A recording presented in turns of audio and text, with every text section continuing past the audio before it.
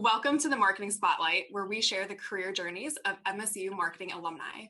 My name is Katie Sadler, and today with us, we have Matt McHale, who is the head of scaled direct sales at Google. Matt graduated in 2003 with a marketing major from the Eli Road College of Business. Matt, welcome. Thank you, Katie. Great to be here. We really appreciate you being here with us today. Matt, just to start us out, can you share a little bit about your career path and how you got to where you are right now? Sure thing. So like you said, I graduated from Michigan State in 2003 and studied marketing. It's always been my professional passion. I worked for Flagstar Bank in Troy for 2 years, first as management development program, and then B2B marketing role on the mortgage side of the business. After doing that, I realized that I really wanted to get involved in more of a strategic marketing role. And I thought that a good way to do that would be going to business school and then trying to pursue brand management. A big chunk of 1 year, I actually just came home from work and studied for the GMAT and decided to go to the University of Notre Dame full time for my MBA. Fortunately for me, I got a great internship between the first 2 years, working for BP, specifically on the Castrol motor oil brand. And I did pretty well, I think, in that summer internship, received a job offer to go back and full time after I graduated in 2007. And so I moved back out to New Jersey, right outside of Manhattan, and worked in brand management for Castrol for 3 years, which was a really wonderful experience.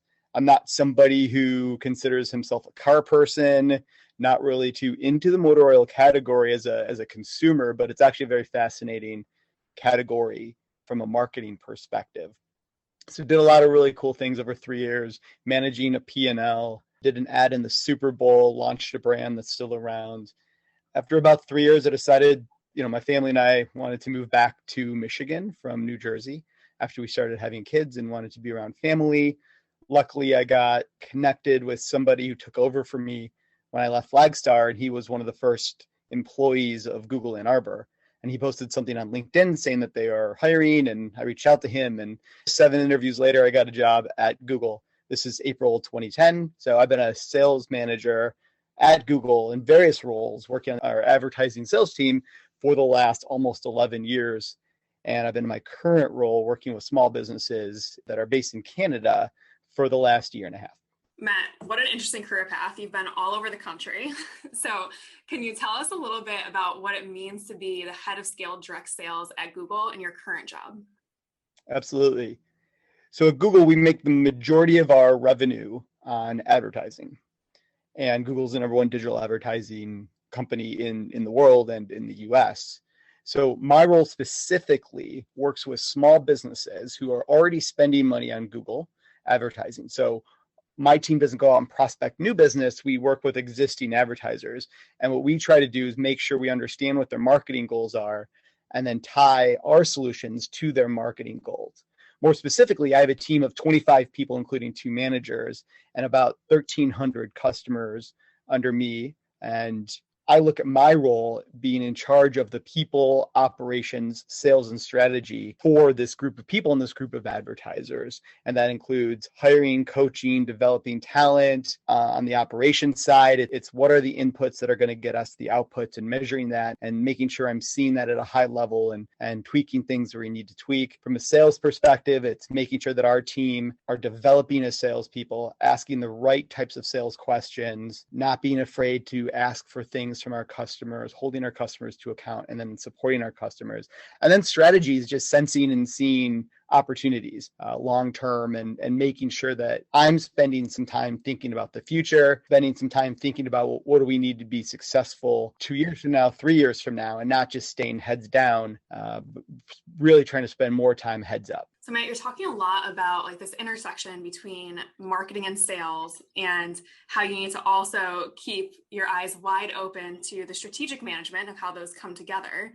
Can you tell us about what keeps you excited about the intersection of those two fields and how you use the education that you got from Michigan State in order to do your job to the best of your capability? Sure. I think at Michigan State, I really learned that marketing is a strategic function. And that's what gets me excited about marketing, is that it's driving a business. It's not supporting a business, it's driving a business. Because marketing fundamentally to me is about connecting a firm with its customers and consumers in a very strategic way. That's the most simplest way I could actually say what marketing is, at least to me. And part of that is how the firm actually communicates its value to its customers and making sure that it's servicing its customers and helping them. And so I think sales is a function of marketing and a very strategic function of marketing, because sales is driving the business. Sales is making the cash register ring. And it's just really fundamentally exciting to be on the front line of where the magic happens and actually talking to the customers, learning what's going on in the real world, learning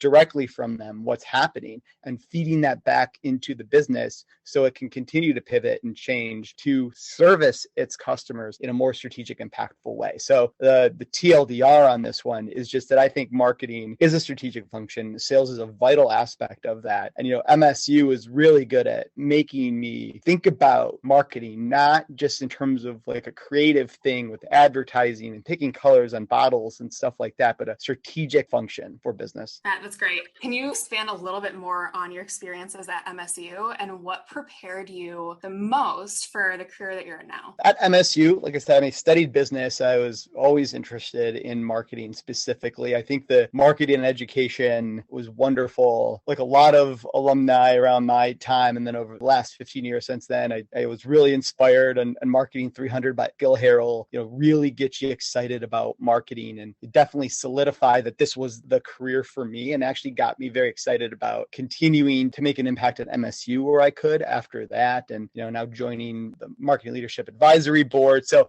just really instilled in me a passion about marketing, but also a passion about Michigan State and other things that I did at Michigan State. I was involved in the MSU Marketing Association. I think it really prepared me pretty well for my internship at an advertising agency back then. So I look at my time at Michigan State as being very, very crucial in terms of shaping me as a marketer, but shaping me as somebody who's passionate about marketing, not just doing marketing because it sounds interesting and because I could probably get a job after school. So I really, really appreciate my time at Michigan State for those reasons. Matt, that's great. And as you talk about Michigan State, I'm sure that being a student at MSU had an impact on your global perspective. I believe that you also did a stint in Ireland working abroad. Is that correct? And can you tell us a little bit about that? I did not study abroad undergrad. The reason I didn't is honestly because I just loved being on campus so much. I didn't want to leave it. To answer your question more explicitly, in Q4, so October, November, and December of 2012, my family and I got the chance to go work on a special assignment in Google's Dublin, Ireland office. So Ireland, basically where Europe and Middle East and Africa headquarters are. It was a phenomenal experience working with people from all over the globe. I was on a team of people from Ireland, somebody from Spain, somebody from France, somebody from Germany. It was just a very international team. So how can you not learn and appreciate,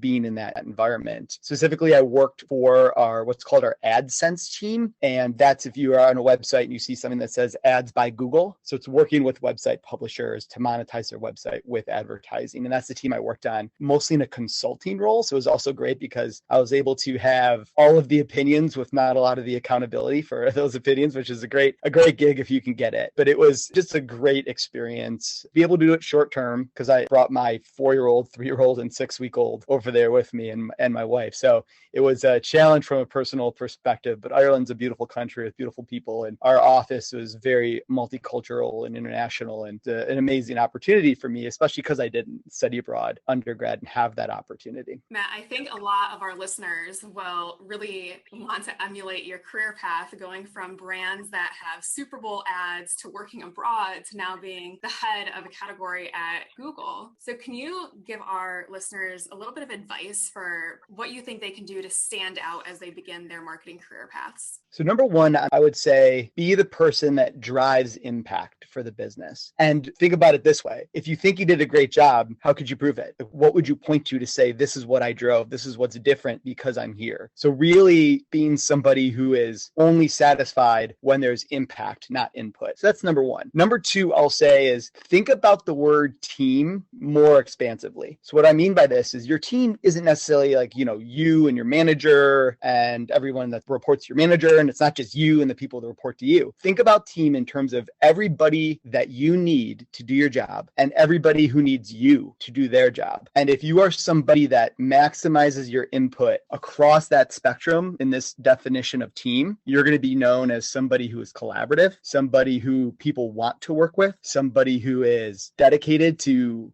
not only their individual success, but the success of the broader group and the business. And that is just a great position to be in. And when you are supporting others and you're supporting yourself, you are going to have a lot of opportunities. The third thing I'll say is always think about how you can improve and don't rely on your company to make you better. Your company hopefully will be able to train you and develop you over time, but it's not going to be enough. You got to think about how you can stay on top of an industry or a category. And you got to think about the future and where you need to position your skills and grow your skills and develop additional skills in order to keep relevant in an environment that changes very, very quickly, like marketing is. For example, right now, I think every marketer needs to be thinking about marketing much more as a science than an art. And with that comes the need to be comfortable with data and using data and making decisions based on data. Maybe that was less important 20 years ago, but it's crucial right now, and it's going to be far more important in the future. So